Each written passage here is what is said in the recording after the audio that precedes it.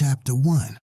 The Warrior's Intro. When I got to this dorm, I was immediately approached by a puppet master who was offering his services. Nigga worked in the laundry room and he was trying to get me to buy some of whatever the fuck he's selling. By his third attempt, I was over him trying to get me to be a clown under his spell. He's trying to sell me products and resources that come from the prison, as if he's got some dope shit.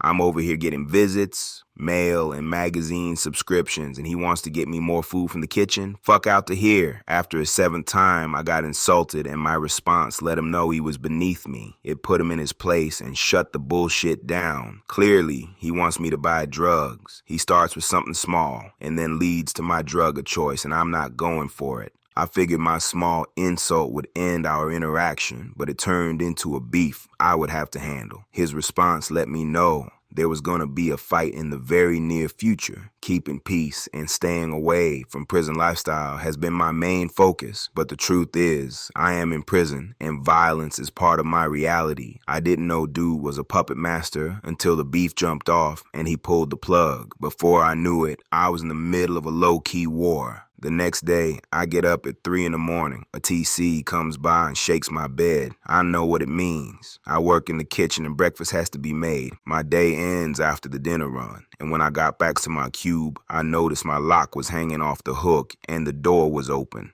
Damn sneak thief. Nobody likes a sneak thief, and this dorm has inmates who are well paid by the prison and don't really need to steal. This was the work of the puppet master, and I had to strategize my next move. Of course, violence meets violence is option 1, yet I find myself understanding I have to make an example out of the thief. If I don't make a spectacle out of the violence, I'll have to fight all the predators because they'll think I'm food, and I'm not. I'll set a trap. I have a visit coming, and after, I'll be heavy with food, and the thief won't be able to resist hitting the same place twice like every hungry animal. 7 days after the first incident, I received word from an informant that another theft was to be made, but by whom and when was unknown. Also unknown to me was that the informant was sent by the puppet master himself. Later, I found out he hired a blazer to commit both of the thefts, but the second attempt failed. The blazer tried to slide into my cube and grab what he wanted in the middle of the day. Perfect time, because everyone is supposed to be at work. Today, though, some cats stayed, and 2 of them caught the blazer breaking into my locker, and they held him in the day room until I got off work. The rules of Devil's Paradise are as followed. If a blazer is caught during a mission, he is left to be dealt with by the enemy, and if the potential victim doesn't handle the blazer, then his allies will. But the warrior who doesn't handle the blazer will be subjected to ongoing attacks from demons. The demons take that as a sign of weakness, and they can't resist attacking like wild animals that smell blood. Weakness is fuel for inmates. Being able to impose your will over another man is great sign of power, especially if you can make them do things no man wants to do. That's why the strongest inmates are rapists. They use rape because no straight man wants to be penetrated by another man, and that is the ultimate form of imposing your will over someone. I, as an Idgoth warrior, have learned to deal with many obstacles and counteract many actions, but sometimes I must rely on the skills that I try not to use. The skill that is like a cage monster. The skill that, if not controlled, can destroy all that I have worked for. I respectfully asked that the blazer return what he had taken last time to prevent further Vic attempts. I searched my mind for a way to resolve this situation without bloodshed, but there was none. I had forgotten that I was in a land that thrived on violence and bloodshed, and just because I was at peace with myself does not mean I am at peace with the demons that surround me. As the puppet master watched, I called upon the Dark Army powers I had long forgotten, the powers that were taught to me by the Dark Army chief on Rikers Island and became razor sharp in gladiator school.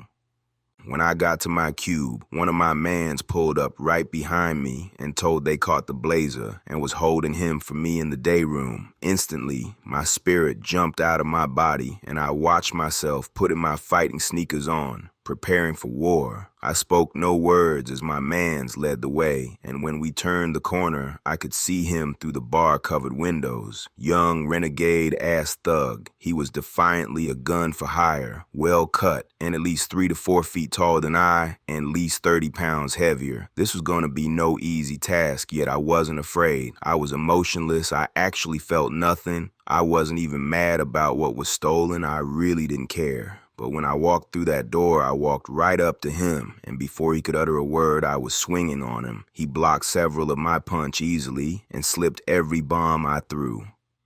I switched from a typical boxing style to the 52 blocks style of fighting, a style created in the prison system and mastered by few.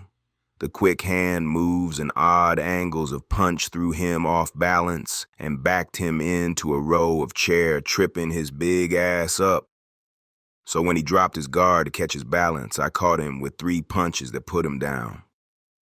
He jumped to his feet quickly, but my flurry of punch were too precise, and before I knew it, I was being pulled away.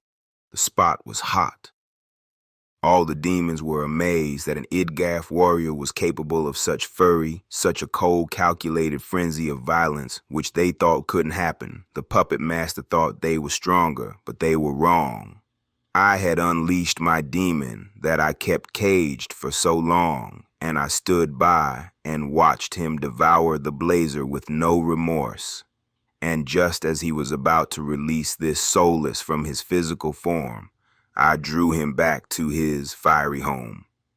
I was ashamed and tormented by my behavior, and the blazer was injured beyond recognition. I sat on my bunk knowing I had to pay for what I had just done. There was no way this was going to stay a secret. I packed my locker into a garage bag and waited for the traffic controllers to come get me. I'm going to be sent to the box for mental reconstruction.